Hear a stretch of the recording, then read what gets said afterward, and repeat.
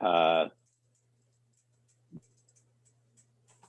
Board of Directors regularly scheduled meeting for Thursday, May 10th or May 13th, excuse me, 2021 via Zoom. I now call the meeting to order. First agenda is to pledge the flag. Director Gould, could you lead us, please? That I pledge allegiance to the flag of the United States of America and to to the republic for which it stands, one one nation, nation under under God, God, indivisible, with liberty and and justice justice for all. for all. Thank you, Director Gould. You're welcome. All right, then, the Metro Cable announcement. The open session meeting is videotaped for cablecast on Metro Cable 14. Replay on Monday, May 17th at 6 p.m. and Friday, May 21st at 2 p.m. on Channel 14. Webcast at www.sacmetrocable.tv. The public opportunity to discuss matters of public interest within district jurisdiction, including items on or not on the agenda. Are there any speakers? We did not have anybody reach out ahead of time, but Art, can you please unmute everyone and give them the opportunity if they'd so like? Yes, doing so now. Hello, attendees. You now have the ability to unmute yourselves if they would like to present anything to the board at this time. All right, and before we get too far down the road, I'd like to welcome Michelle Dahoney, who is going to be our interim board clerk while Ms. Pania is out on maternity leave. Welcome back, Michelle. Thank you. It's lovely to be here. All right, then, moving on to consent items. Is there what's your pleasure with the consent items? Well, I move it. I second. We've got a second by Director Clark and a motion by Director Clark and a second by Director Gould. Mr. Chair, can I say one thing as we move consent? Please do. I think it's important for the public to recognize the hundreds of years of institutional experience that are formally being retired and recognized this evening. It's mind-boggling to look at the number of years as I scan through these documents and to think about all the calls and patient contacts and fires and every other public service that these wonderful men and women did. So I just like, as we move through consent, to just call that out and pay particular attention and reverence to all of these folks. Thank you for making mention of that, Director Gould. We've got a motion and a second. Any questions on the motion?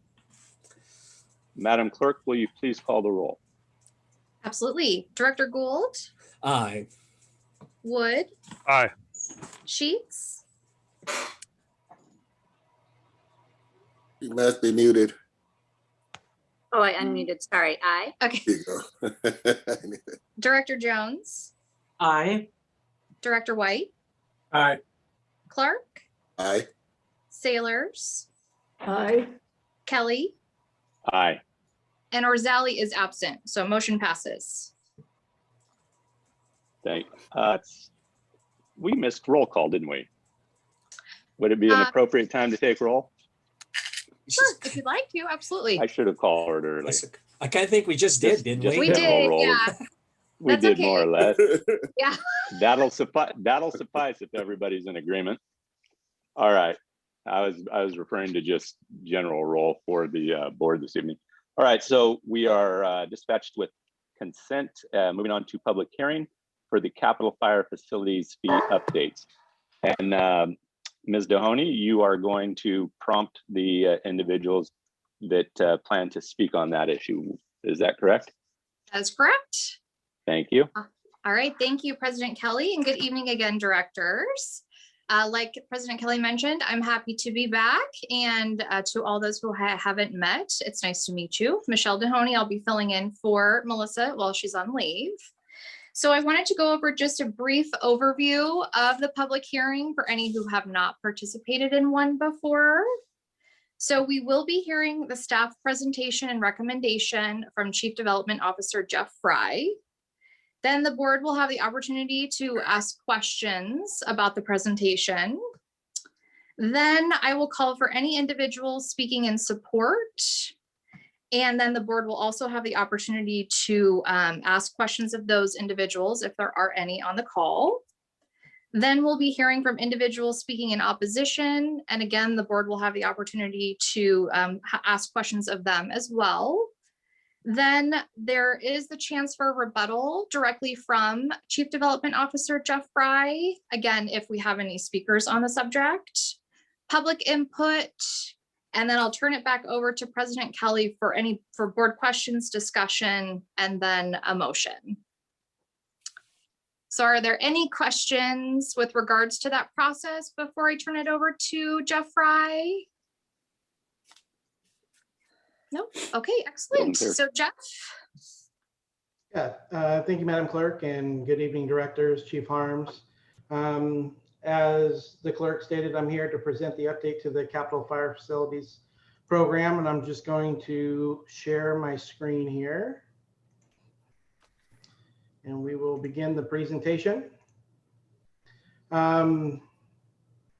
Moving right along, just a little bit of background for the board. This program was originally established in 2002. We have periodically done updates in 2005 and 2015 as the need arose. The reason for this update has a few purposes. As the board is well aware, land and construction costs have significantly outpaced inflation in the last couple of years. Most notably, we've talked about 68, where we've seen construction costs double and triple in just the last couple of years. And similarly, land costs have exploded as well. We do have some minor updates to the updated master plan. I will take the board through a high level overview of that. And then finally, this update was identified in the board's strategic plan workshop and was noted in there as such, basically mandating staff to keep up with changes in our fee programs, and specifically the impact fee study was identified in that plan.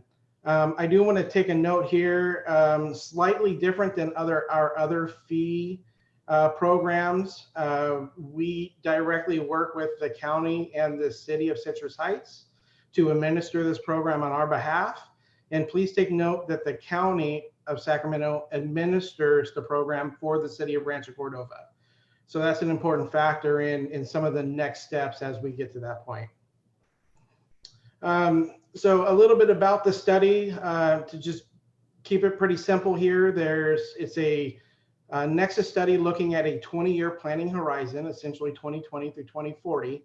And there's 4 basic steps in this study, and I define them here. And I will take you through each one of these pieces.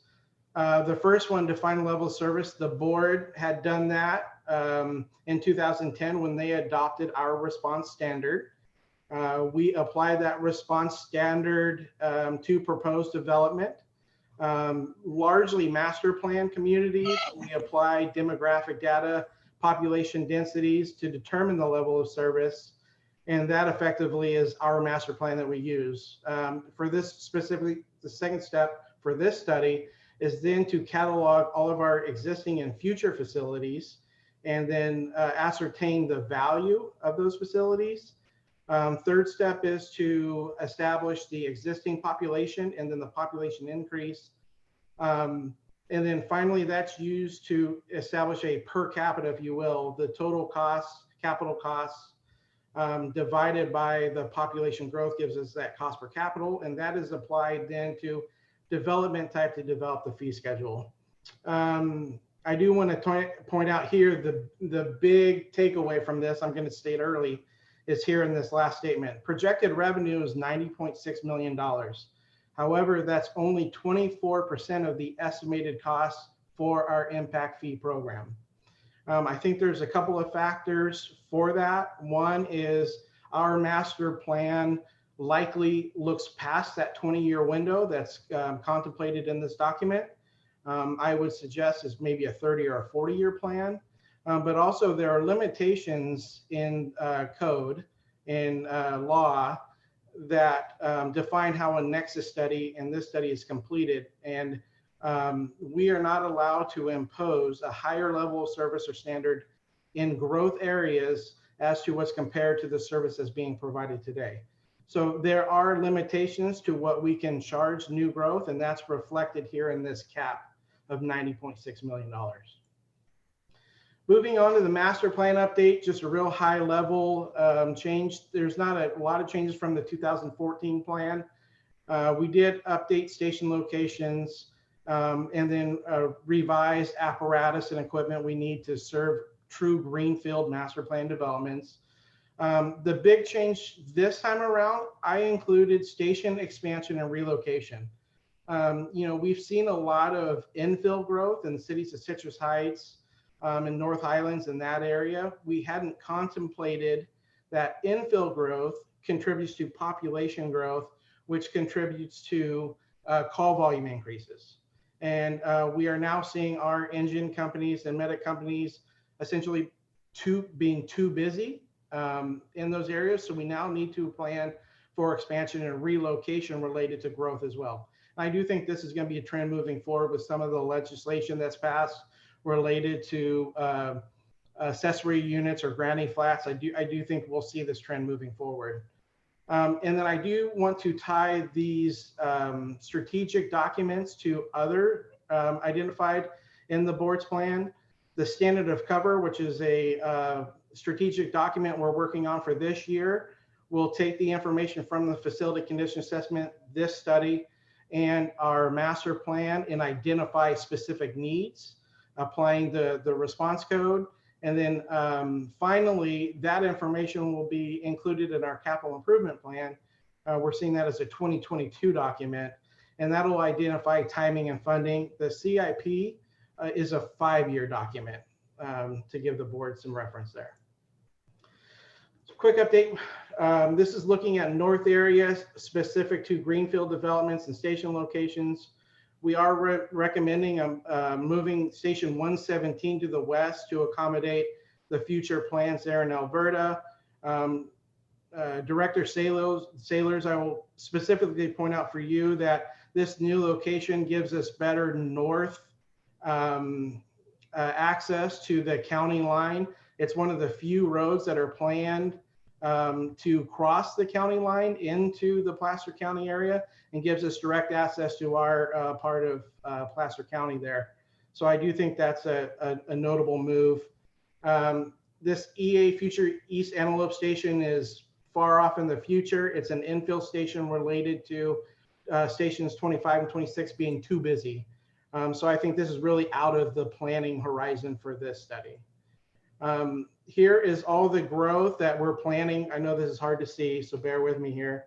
I know this is all the growth for the south area, quite a bit here. I'm not going to go through it all, but know that growth is currently along the Sunrise Boulevard corridor and the Douglas corridor. 68 location is in the new spot.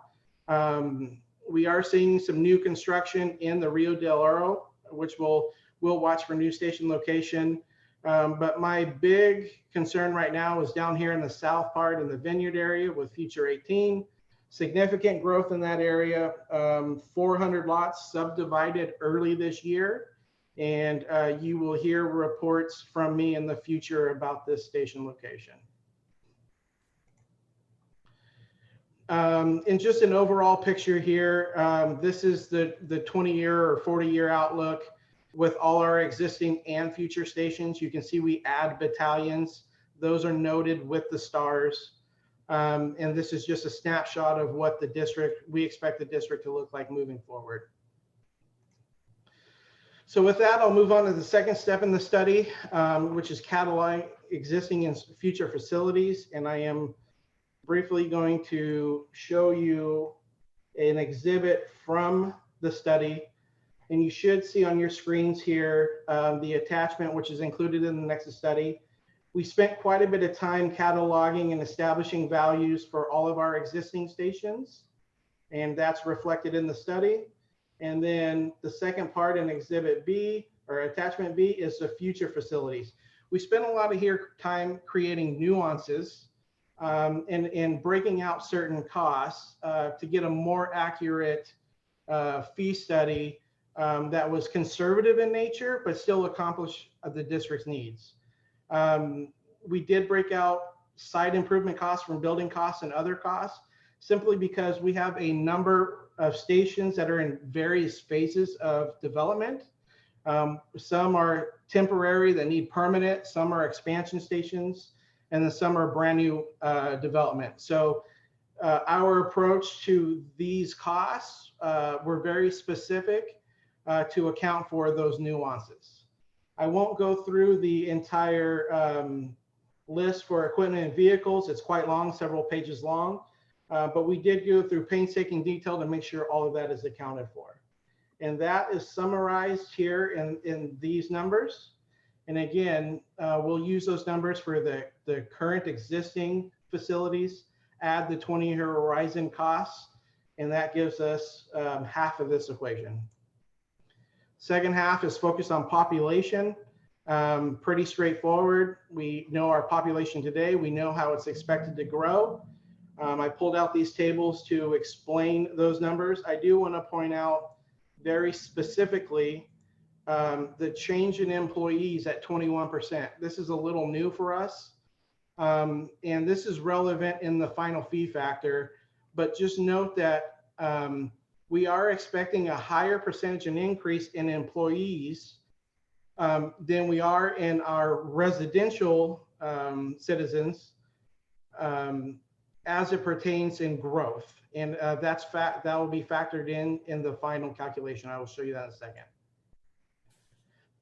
Finally, we applied both of those factors to development type. And you can see that we apply populations per development type. I do want to note the fourth column there. This is, again, related to part of the study.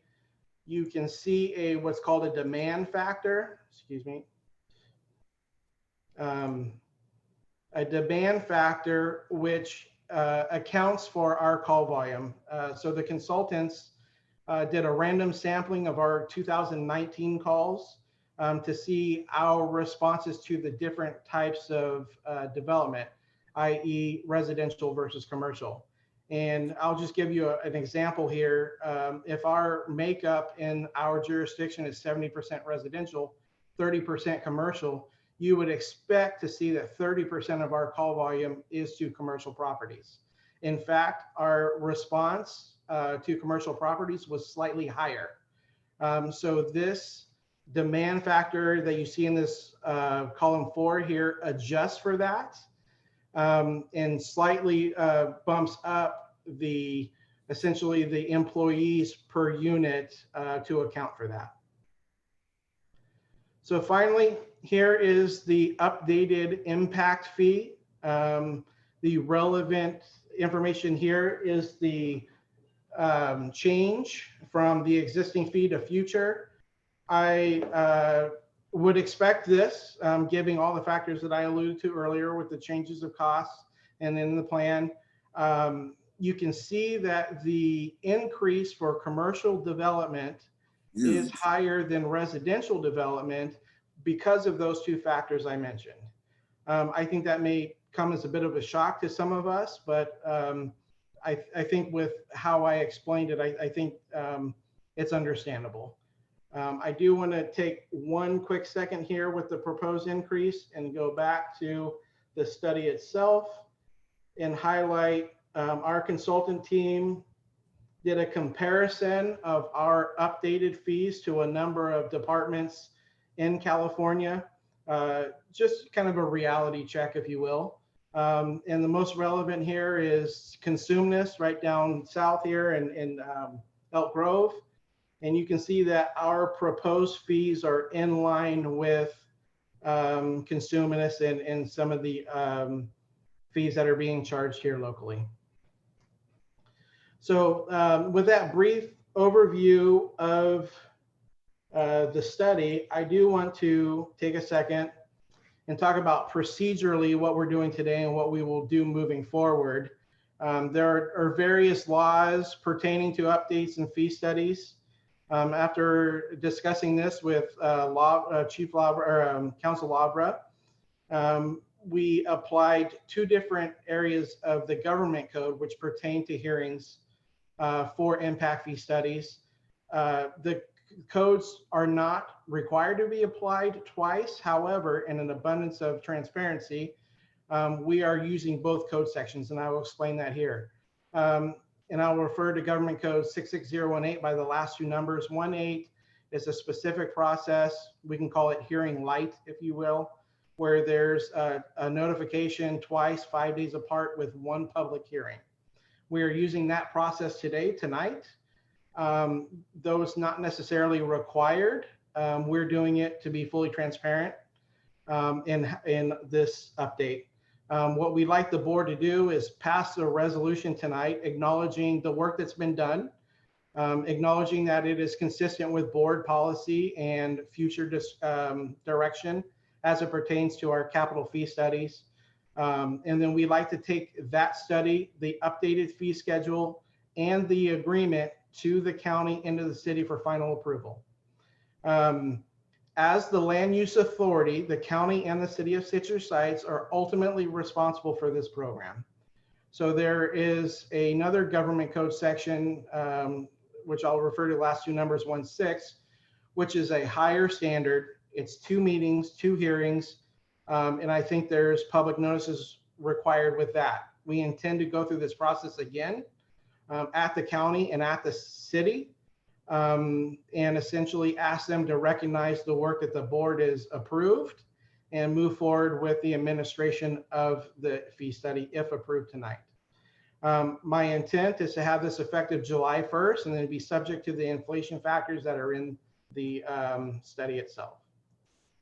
So as I conclude here, our staff recommendation again is to adopt a resolution, accept the fee study and the schedule, and then authorize the fire chief to engage the county and the city to implement this and go through their processes as well. Madam Clerk, I'll turn this back over to you for questions. I do want to note, you've heard me reference our experts and our consulting team here. Nicole Gassam with MBS has done a lot of work with Metro Fire related to these type of studies and has knowledge of our agency and has put together this document. Also, Joe Colgan from Colgan Consulting is a planning expert and has specific expertise in impact fee studies. I think the 3 of us, Madam Clerk, if the board has any questions, we'd be willing to answer those. Excellent. Thank you, Jeff. And I would just ask if you can stop sharing your screen. Perfect. Thank you. So directors, are there any questions for Jeff?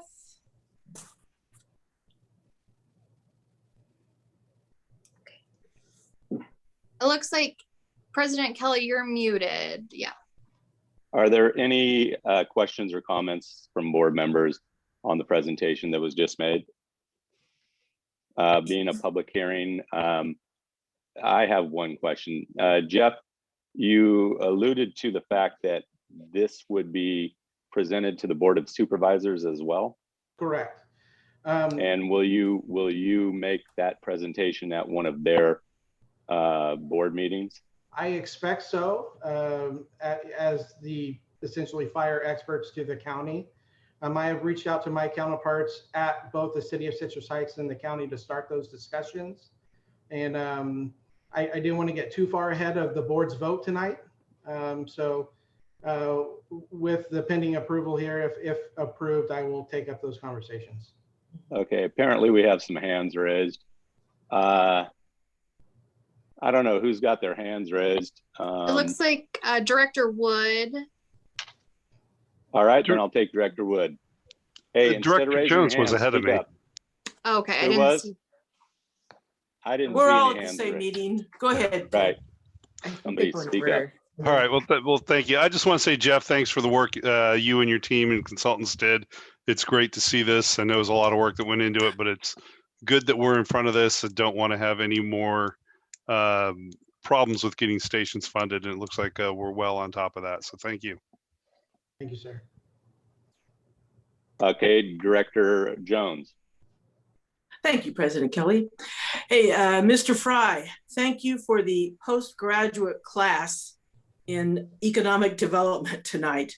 I can't believe the depth of work that went behind that presentation. I do have a quick question about one of the screen displays you had, where it was over on the fourth column, and it broke down residential for single and multifamily, and then it went into commercial and industrial and some other things. My question is, those numbers, one of them, I think the commercial was a 3.0. Is it the sum of those numbers for industrial, commercial, and whatever the other lines were that contributed to the 74% increase in commercial capital fees? Along with the demand factor, yes, I will pull up that screen and then I will turn it over to Nicole or Joe to specifically respond to the concern there. That's not it. My question is, thank you. We have commercial, office, industrial, institution, other. Is it the sum of those service populations per unit, service pop per unit? That's the rationale for the increase in commercial. Is that correct? Correct. So okay, just wanted to clarify because I have a hunch we'll get some questions about that, and that's perfectly legit and fine. I want to make sure it was clear in my mind. Thank you, Jeff.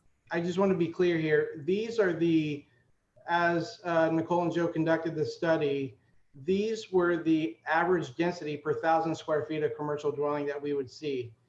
This factor is higher because of that call volume response factor that was included, recognizing that we respond proportionally more to commercial development than residential. So this is a planner's way in effect of adjusting to essentially a one-person standard. This is common in the planning world, and this is the factor here. This fourth column is the factor that's applied to the fee. Mm-hmm. No, thank you very much. I can't tell you how much I appreciate the detail and the work that went into this. Thank you. Mm-hmm. All right, Director White, you had something to add. Just a few questions, and I think I probably missed this, but when was our development impact fee last adjusted? 2015. Okay, and with that, this fee impacts all new development, correct? And any Relocation. any expansion, any addition to an existing facility, any infill development, and any brand new development. Okay. So with that, since this fee is going to apply to construction that hasn't occurred yet, do you foresee, and given the size of the increase, it's understandable given the time frame and what's occurred in that time frame, but do you see any organized opposition at all to a development impact fee increase out there, or just the standard procedural public comment? I think there will be opposition. We're all aware of the housing crunch. We're all aware of the market and environment in the construction industry. Certainly this adds to it. I just don't know for all of us here, we have another choice. We're exposed to those same cost increases and mandates by the state. And this is absolutely essential for us to build future fire stations to serve those future developments. So I appreciate industry concerns and public concerns. At this point in time, I don't know that we have another choice. Okay, just last question, is there opportunity to have this tied more to an annual inflator, or? It is. So it is adjusted to an annual inflation. On occasion, market conditions outpace inflation. Yeah. And I think that's the environment we find ourselves in today. Yeah, I would agree. Thank you. Appreciate your time and appreciate the depth of analysis in this study. Thank you. Is there anybody else that has anything to add? Seeing no further, Madam Clerk, does that conclude this item? So I'll go ahead. I'm just going to ask for any individuals who might want to speak on this item. So Art, could you please unmute everybody again? And then after that, we need a motion. Is that correct? Correct. Yeah. Once I turn it back over to you, yeah, if there's any additional questions, then we can motion at that time. We're all good, Art? Working on it's going through the list Oh, here. sorry about that. All right, attendees, you have the ability to unmute yourselves if there's anything you'd like to present to the board at this time. Thank you. Excellent. So any individuals speaking in support of this matter? Okay. Hey there. And Got one quick comment. This is Mike Kozlowski. I'm the city council in Folsom. Okay. I have personal reasons to be curious, but it seems like you have an excellent plan prepared by staff there and should press ahead.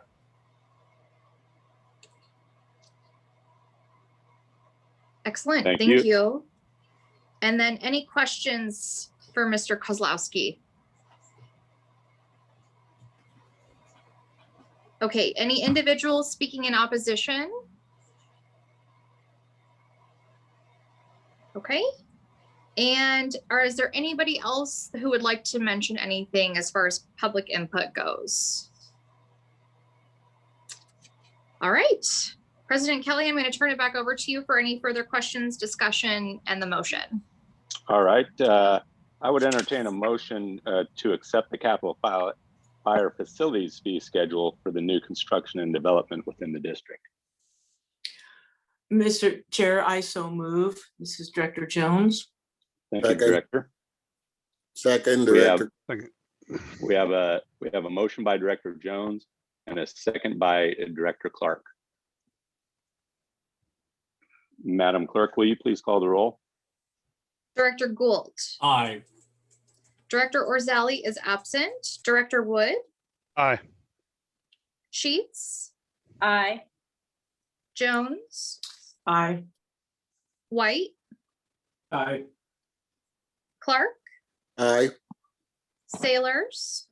Aye. Kelly. Aye. Motion passes.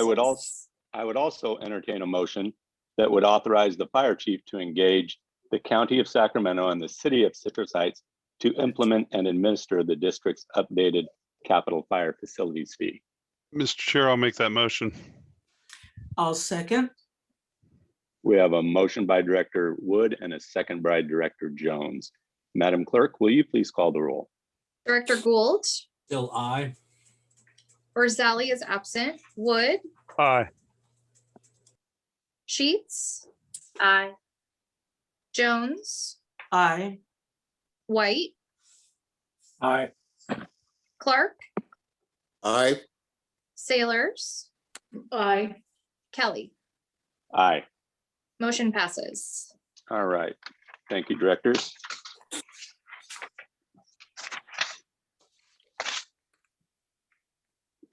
Moving on to reports. Did everybody get their questions asked of Mr. Fry, et cetera? Everybody did. Okay, great. Mr. Fry, thank you again. A couple people made note that you had a very nice complete report. Hopefully you have good success if you have to meet with the county, et cetera. This plan is one that is needed by this fire district and agencies like it across the country. People understand that we have mandates to provide service. There must be a way to fund those mandates. All right, thank you again. And moving on to reports. President's report, I have nothing to report. Fire Chief. Good evening, President Kelly and board members. Few items tonight. First, I'd like to welcome Michelle and thanking her. She has taken on this role along with still doing a number of her other duties that she is having. As you know, a couple of years ago, she stepped in. So Michelle, thank you for coming back and stepping in and helping us through all of our board meetings and all of the things that you do out there. So thank you very much for that. You're welcome. Thank you. Jeff Fry, I have learned more about the Capitol Fire facility fees and some of the different methods that were put into being able to come to where we're at tonight. But Jeff, just an outstanding job of connecting, really, if you think about it, our strategic plan that we sat down and looked at. And for me, the ability to lay out a plan, as you saw, Jeff has identified fire stations and growth and stations and our needs coming up. And I always believe that by having the plan, we can change from that plan and adapt to really the growth that we see across the district. But by having that, at least we're all starting at the exact same place. And as Director White had said in 2015, if you just take a snapshot back to where we are today, and then I think this next 5 years, when we look at growth that's going to happen across the district, our ability to provide service and having this in place is absolutely key. So I appreciate Jeff for all of the hard work and really sitting down with me a number of times where we went through numbers and explained really where you're at and keeping with us as we move forward. I also really appreciate from the directors your support on being able to do these things as we move forward to our next steps to the county and with Citrus Heights moving forward. So again, Jeff, great job on that and a great job for really the district and putting us in a great place for moving forward. I'm going to have Chief Tyler Wagaman just talk real quick about a story that came out today about a fireworks bust that was happened really early last week. Yeah, thank you, Chief, and good evening, directors. As the chief alluded to, as we inch closer to the 4th of July, across the county, we do see an uptick of the use and sale of illegal fireworks. That coupled with incredibly dry conditions this year, we're about 2 months ahead of schedule. Really, it's a makings for a disaster for our constituents and our firefighters. I have to commend our community risk reduction and our fire investigations unit who worked quickly when they were tipped off by an individual who was selling illegal fireworks. They were able to work with the Sacramento County Sheriff's Department, and they worked hand in hand to contact this individual, ultimately arresting him on 2 felony charges and a misdemeanor charge, and pulling over 100 pounds of illegal fireworks off the streets. So I have to commend their work. They did a fantastic job. But likely we will see this very same scenario before the 4th of July, during the 4th of July, and likely after. So really just a word of caution to our constituents. If our investigators come across the use or sale of illegal fireworks, they will take action. Because in essence, we just want our constituents to be safe and have a very festive but injury-free 4th of July. And that's really what we're looking for. We have a great partnership with the Sacramento County Sheriff's Department, and we're going to continue that partnership up and through the 4th of July. So again, kudos to our fire investigations unit for doing an incredible job. Back to you, Chief. Thank you. Thank you, Tyler. Again, thanks to CRD, the fire investigations, the relationship, and trying to be as proactive as we can with illegal fireworks. So thank you for that. As Tyler mentioned, we're about maybe 2 months ahead of the fire activity. Chief Mitchell will talk more about it, but just this past few weeks with the increased temperature conditions, things drying out, it has been an extremely busy 3 weeks since the last time we were together.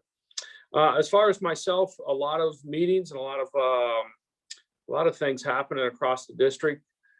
Myself, the other fire chiefs in the region, their board members, and the operations chiefs from the dispatch center had a meeting this past week.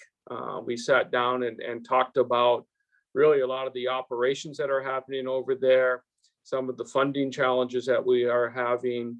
I'll reach out to Ty Bailey, who is our assistant chief that is over there, is doing just an outstanding job. If you remember, Tyler was over there. Now Ty Bailey is over there. what I thought was really neat is that our ability from the operations side to be deeply involved more than we'd had in the past at the dispatch center. We're seeing just great outcome on the other side of it.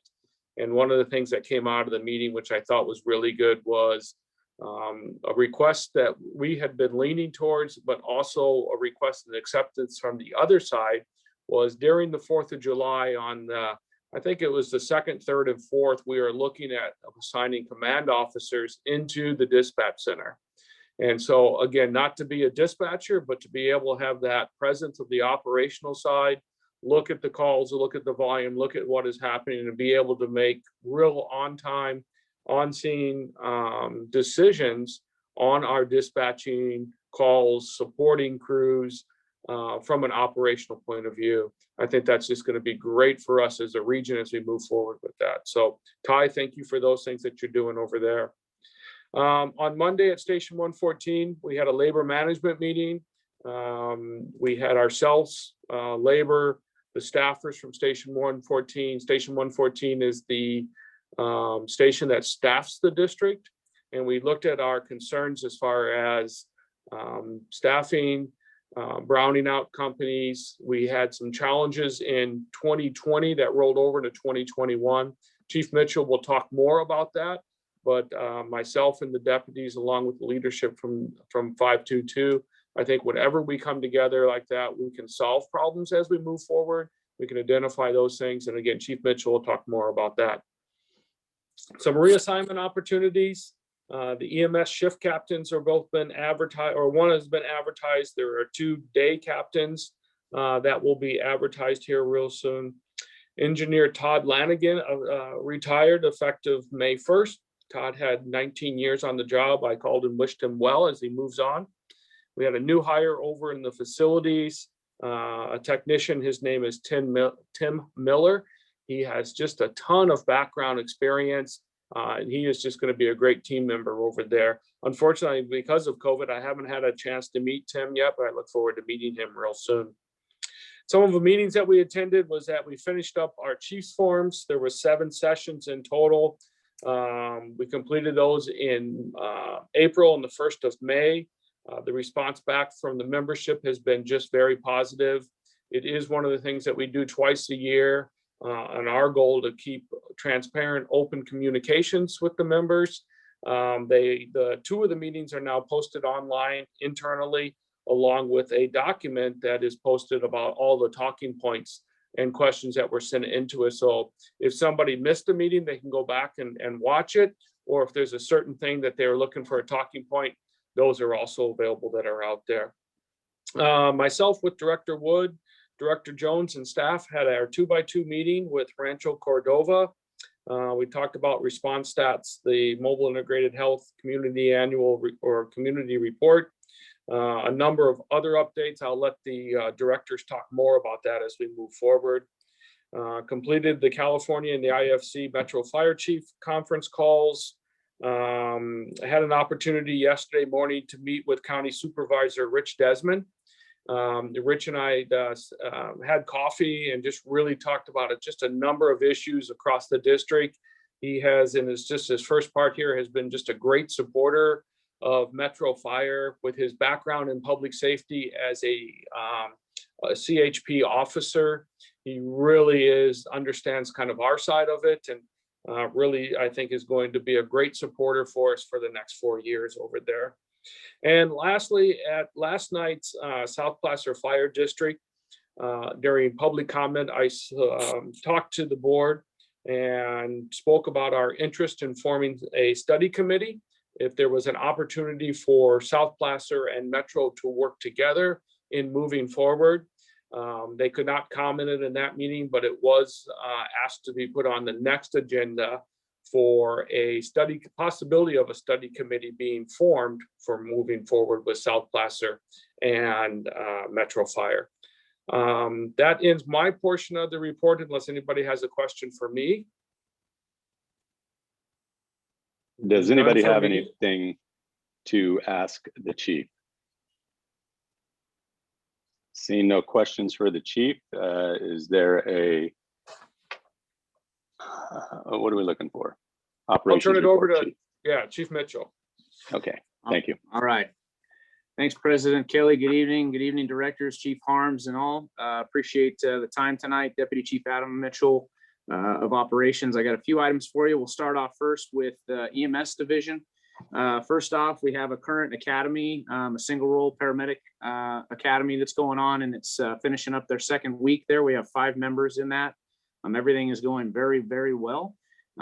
So second week, total training time prior to them counting as staffing in our single role program is approximately 6 weeks. So after this week, we'll get another month, and then we'll see them out there in the field. A second item there, our EMS division, as well as Dr. Maynard, who was with us for a year as a UCD fellow, recently partnered with Community Relations. They went down and provided some hands-on training and education to the Sacramento Republic FC, their players, coaches, and staff. And they covered heart health, sidewalk CPR, and the use of automatic external defibrillators. So that was a very successful event. A lot of good feedback on that. Worked with those folks out in the community. So I'm very proud to say we were a part of that. And then thirdly, from EMS, it's called the Sacramento County Domestic Violence and Strangulation Summit. Recently, we were asked to be a presenter at this summit. It's a regional approach in dealing with domestic violence issues, and it's not just the emergency 911 response. They talk about prevention, first responders interactions, and recognizing signs, first EMS providers and care, hospital care, and then really at the end of it, follow up for being able to provide more resources to folks that are victims of that crime to be able to break the chain, if you will. So our folks participated in that. It was a very well-attended event, multi-jurisdictional, a lot of awareness that was raised there. And we're working on doing a training presentation for screening tools for our providers. And then eventually with Dr. Mackey, we'll be following up with a video and the fire department connection. So very positive in that regard. I'm moving over to training. We currently are ongoing training with the new SEEK thermal imaging cameras for every riding position in the district. We've seen a lot of success there. And by next week, by the end of business next Thursday, I'm happy to say that every riding position in the district will have received that training, and we will be fully operational at 100% throughout the district and all of our fire engines, trucks, and ambulances with those cameras. So that's a really good goal, a really good thing to have out there and fully rolled out. I know the funding mechanisms was a long time coming, working with our partners in UASI. So to get there that's a good hilltop to get to. And then on the special operations front, I know we talked about our transition to fire season and peak staffing. We're still slated to reach peak staffing by May 15th this weekend. However, because of the fuel conditions that we're seeing that are as dry as we would normally see them in the first part or middle part of July, we've seen some pretty active incidents out there. And so even though we're not doing daily staffing of our helicopter and our bulldozer yet, we've utilized them on a number of incidents through special call internal to our district, but also with our regional partners. And then with that, I'd like to mention back on April 27th, we had a pretty momentous occasion for Metro Fire and Air Operations. They were up on a training flight and they were requested to respond. They were in the area of Aerojet, Battalion 14, responded to the incident and did some water drops. What's special about that incident is that is the first time in the history of Metro Fire's Air Operations program, it was an all Metro Fire trained crew. The pilot was Captain Bryce Mitchell. And then we have James Doyle and firefighter Covington as the crew. So that's a pretty big deal for us. All Metro Fire trained, successful. We've had a number of incidents since then that they've flown as well, but I thought that was a pretty good note to share with you all. Statistics, I know we've had 3 weeks worth of calls. We're at 6,135 incidents since our last report. We've had 32 building fires in the county that we've responded to be part of. And then 13 of those were Metro Fire jurisdiction incidents for structure fires. So that's if you average that out over a week, that is an increase in activity as well. Our busiest engine company, no surprise, is Engine 53. And then our busiest medic company over this period was Medic 101. And then I'll finish up. Chief Harms mentioned our joint labor management meeting that we held this past Monday at Station 114 was very well attended by a number of members, including executive staff, labor 522 representatives. Vice President McGoldrick was there. And then we had a number of the staffers that are actually out there doing the staffing day by day.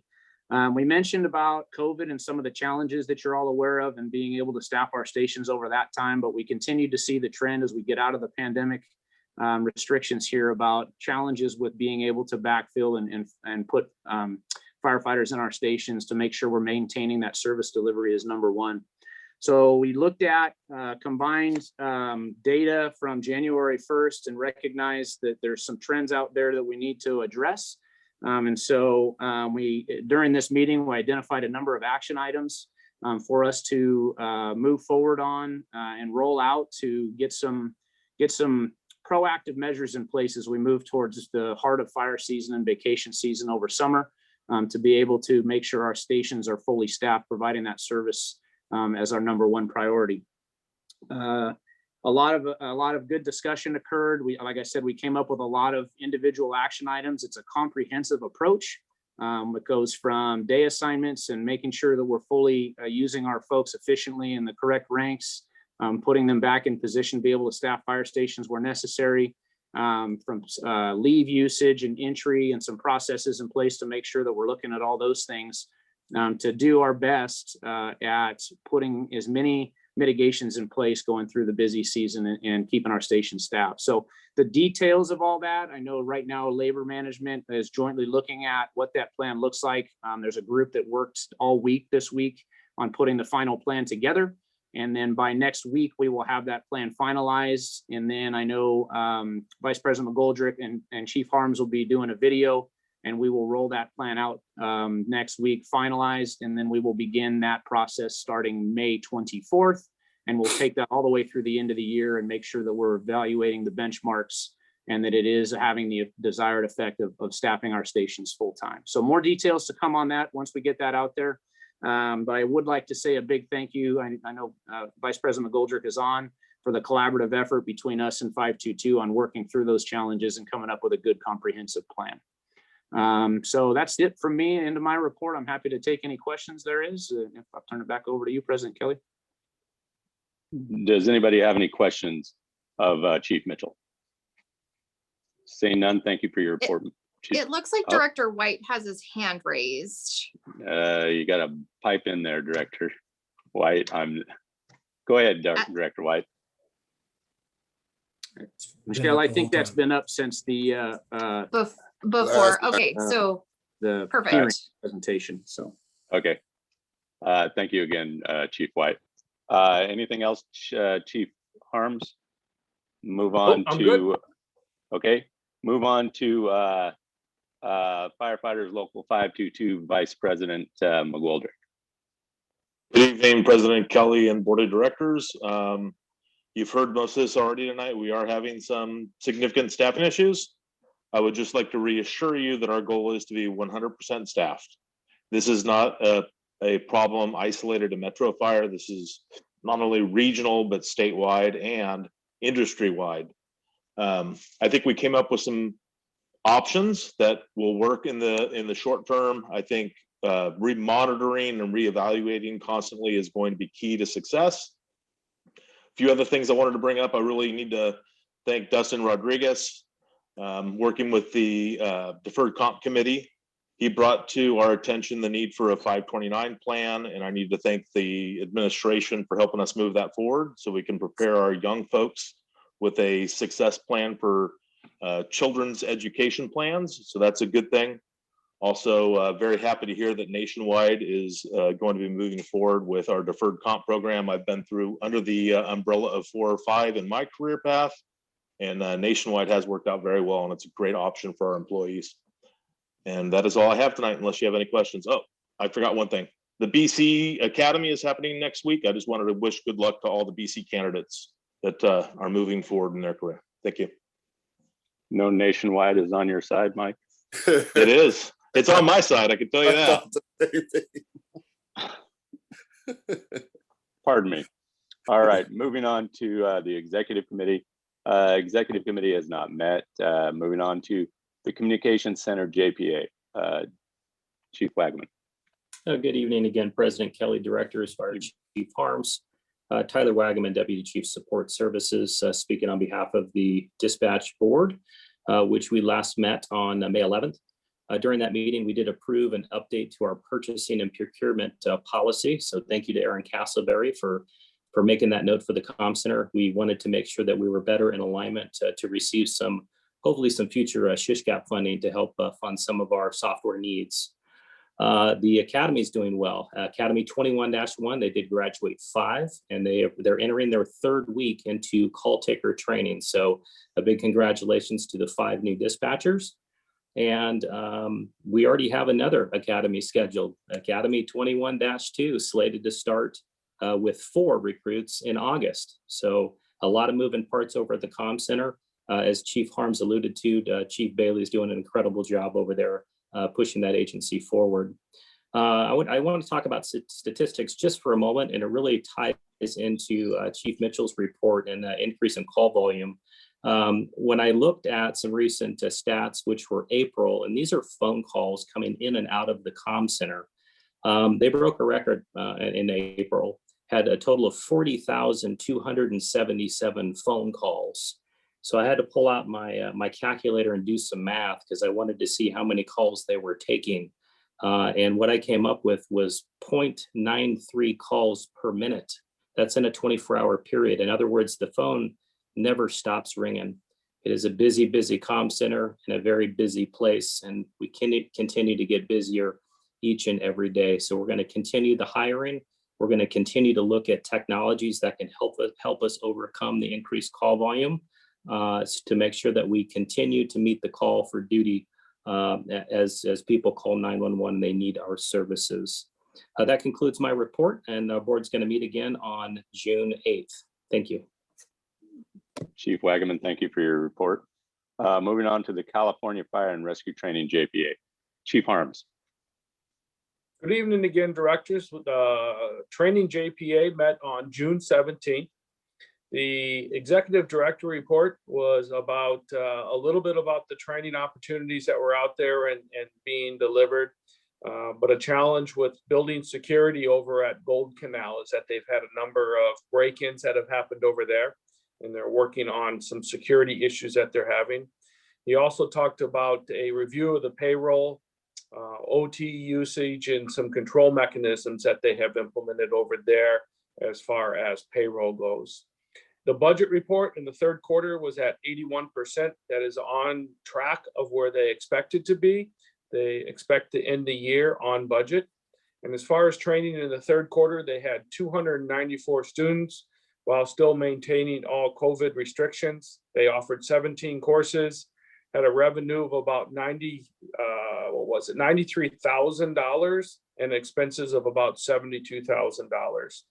In the 4th quarter, they have 25 courses that are on the books. And for 2021, right now, they have 82 courses that are scheduled for that period going forward. That ends my report for the training JPA. All right, Chief. And on June 17th, you have another meeting. Oh, so I don't know when we had our meeting. It was this week sometime. That's all right. I put you all on alert right now. June 17th is another Metro Fire meeting on meeting. June 17th. And I probably won't be here anyways. It's my birthday, that's why. Send cards and letters, thank you. Moving on to the Finance and Audit Committee. Director Orzali is absent. Can anybody provide that report? Director Wood. Yeah, thank you. Our next, we haven't met since we last reported out at the end of April. Our next meeting will be May 27th at a time to be determined, either 5 or 5:30. Perfect, thank you. Policy Committee, Director Gould. No report. All right, thank you. Board members, questions and comments. We have closed session. Shall we dispatch of it now? Shaking his head. Let people go home. All right. Board member questions and comments. Let's start. Let me get that cheat sheet I got. Forget all your names. Only been hanging out with you for 15 plus years. All right. Let's start with Director White. Thank you, President Kelly. I actually have no report, just to comment. Appreciate the work that's being done and the depth of analysis that was put into the development impact fee study. So thank you. All right. Thank you, sir. Director Jones. Thank you, President Kelly. I have no further comments tonight. Thank you. All right. Director Gould. No comments. All right. Director Sheets. Good evening. Thank you, President Kelly. I wanted to thank everyone for their presentations tonight. I'm also really pleased to hear that staffing challenges are being addressed. Best wishes and good luck to the battalion chief test. Really glad and pleased to hear about the Air Ops crew, and thank you for their service. If we can, I'd like to observe a moment of silence for Jimmy N., who's the Stockton Police Department, Stockton police officer who lost his life. And that's all I have. Absolutely. Moving on to Director Wood. Thank you, Mr. Chair. I have nothing, no report tonight. All right, Director Clark. Yes, sir. Mr. Chairman, first of all, I would like to welcome Michelle Dehoney back for her service while our board clerk is taking care of her or getting ready to have that new child. Congratulations to all the guys that just retired. And I thank Director, our Chief Development Officer Fry for his work. I mean, boy, I tell you, that thing was detailed. And there's a lot of information there, a lot of good information. And I want to thank him and the consultants for their hard work. That's all I have, Mr. Chair. All right. Director Sailors. Thank you, Mr. President. I would just like to say thank you to Jeff Fry for the wonderful report that he did. And I'm glad to hear that Station 117 will be moving out of their Butler building someday soon. Thank you, and that is all. Thank you. All right. I would like to recognize all the retirees. And as Director Gould so eloquently puts it, hundreds of years walking out the door. I hope that they all enjoy the retirement that they've earned. Okay, moving on to closed session. Hopefully everybody has the link to that, and we will see you in a few minutes during closed session. Director Kelly, can we do the moment of silence? Oh, do the moment of silence, sure. Yeah. Moment in silence for Jimmy N at this point in time. Thank you.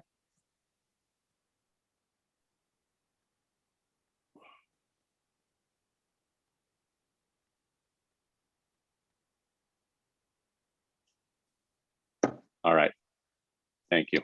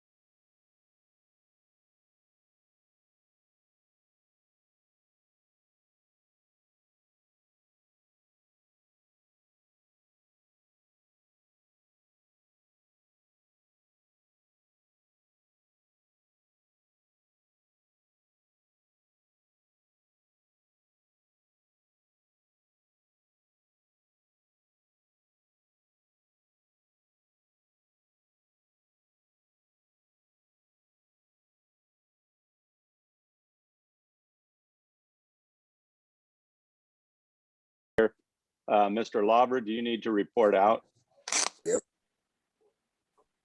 Yes, thank you, Director Kelly. For the record, it appears we have the 8 board members back in open session.